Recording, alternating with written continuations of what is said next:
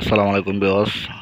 আপনারা সকলে কেমন আছেন? আশা করি ভালো আছেন আর ভালো থাকেন, সুস্থ থাকেন, সেটাই আমার একমাত্র কাম্য। স্বামী স্ক্রিন শক্তি চ্যানেলের পক্ষ থেকে আজকে আপনাদের মাঝে একটি নকশা নিয়ে হাজির হলাম। এই নকশাটি খুব পাওয়ারফুল একটি নকশা। এই নকশাটির মাধ্যমে আপনি শ্বশুর শাশুড়ি বশ করতে পারবেন। তাৎক্ষণিকভাবে আপনি কথা শুনতে বাধ্য। ছেলে হয়েও করতে পারবেন, মেয়ে হয়েও করতে পারবেন। এরকম হয় এখনের দিনে যে অনেক শ্বশুর শাশুড়ি আছে মেয়ের জামাইকে দেখতে পারে না, অথচ ছেলের এরকম যদি হয় যে আপনার এরকম সমস্যায় ভুগতে থাকেন, অনেক শাশুড়িরা আছে ছেলের বউকে অনেক জ্বালা যন্ত্রণা করে, মিথ্যা কথা বলে, মিথ্যা অপমান দিয়ে থাকে। তো বিয়স, আপনাদের জন্য খুব পাওয়ারফুল একটি নকশা। আর যারা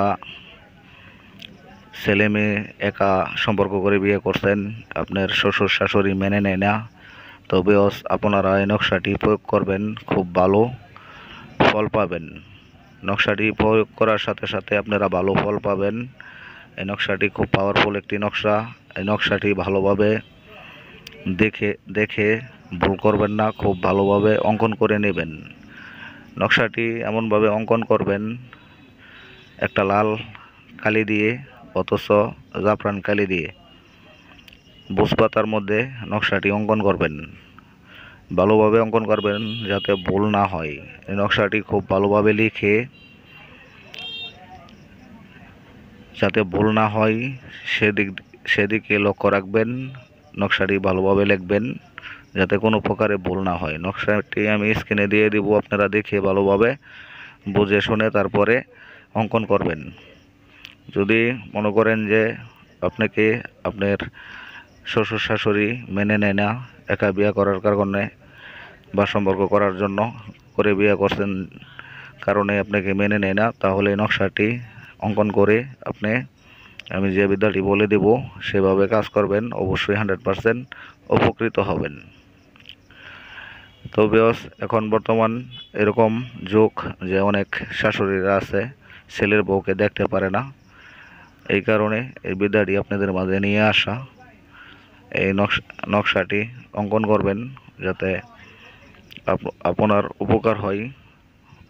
আর আমার ভিডিওটি বেশি বেশি শেয়ার করে দিবেন যাতে আমার ভিডিওটির মাধ্যমে আরও 10 জন লোক উপকৃত হতে পারে। তবে যারা এরকম হয় যে শ্বশুর শাশুড়ি জ্বালা যন্ত্রণা করে, তাদের থেকে মুক্তি পাওয়ার জন্য, তাদেরকে বশ করার জন্য আজকের নকশাটি নিয়ে আসা। নকশাটি ভালোভাবে অঙ্কন করে নেবেন। অঙ্কন করে তারপরে ভালোভাবে একটা মাদুলি বা তাবিজে ভরবেন। ভরার পরে আপনি ছেলে হন আলা মেয়ে হন, যদি শ্বশুর বা শাশুড়িকে করেন তাহলে নকশার মাঝখানে শাশুড়িকে করলে শাশুড়ির নাম দিবেন, আর শ্বশুরকে করলে শ্বশুরের নাম দিবেন। তারপরে নকশাটি আপনার শ্বশুর শাশুড়ির বাড়ির কাছে এমন একটি জায়গায় গেড়ে দিবেন যেখানে সবসময় রৌদ্র থাকে, রৌদ্রের তাপ থাকে, এরকম একটি নির্জন জায়গায় গেড়ে দিবেন। ভালোভাবে ভিডিওটি শুনে বুঝে তারপরে নকশাটি অঙ্কন করবেন যাতে আপনার নকশাটি বিফলে না যায়। তবে ভালোভাবে এমন একটি জায়গা আগেই সিলেক্ট করে নেবেন যেখানে রৌদ্রের তাপ থাকে, ওই জায়গায় নকশাটি ভালো করে গেড়ে দেবেন। আর নকশার মাঝখানে ভালোভাবে আপনি যাকেই করবেন তার নামটি লিখে দেবেন। জাফরান কালি দিয়ে লিখবেন, অথচ লাল জেল কালি দিয়ে লিখবেন, লাল পেন দিয়ে।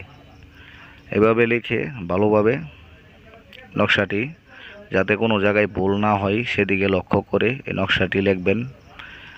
লেখার পরে আপনার এরকম একটা জায়গায় গেড়ে দিবেন এই নকশাটি যে সেখানে রৌদ্র থাকে সবসময়, রৌদ্রের তাপটা যাতে ওই নকশাটি তাবিজটি মাদুলিটি এমনভাবে গাড়বেন যাতে আবার উঠে না যা। ভালোভাবে গেড়ে দেবেন। আর গেড়ে দেওয়ার সময় অবশ্যই নিঃশ্বাস বন্ধ করে মনে ওইরকম ধ্যান চিন্তা করে তারপরে আপনি নকশাটি গাড়বেন। দম বন্ধ করে নকশাটি গেড়ে দিবেন, গেড়ে দিয়ে চলে আসবেন, পিছন ফিরে তাকাবেন না। পিছন ফিরে তাকাবেন না, নকশাটি ভালোভাবে গেড়ে দেবেন। তো আপনার কাজ শেষ। নকশাটি গাড়ার সাথে সাথে আপনি বুঝতে পারবেন 1-2 দিনের মধ্যেই যে আপনার শ্বশুর শাশুড়ি আগে কীরকম ছিল বা এখন কীরকম আছে। আর যাদেরকে মেনে নেয় না, একা সম্পর্ক করে বিয়ে করছেন, তারা যদি করেন তো অবশ্যই মেনে নেবে, আপনার বাড়িতে আসবে, ভালো ব্যবহার করবে, আপনিও সম্মান দেওয়ার চেষ্টা করবেন। তবে নকশাটি আমি স্ক্রিনে দিয়ে দিলাম, ভালোভাবে দেখে ভিডিওটি ভালোভাবে দেখে স্কিপ না করে কথাটি ভালোভাবে শুনে তারপরে নকশাটি অঙ্কন করে গেড়ে দেবেন, যাতে কোনো জায়গায় ভুল না হয়। তবে ভালো থাকবেন, সুস্থ থাকবেন। আসসালামু আলাইকুম।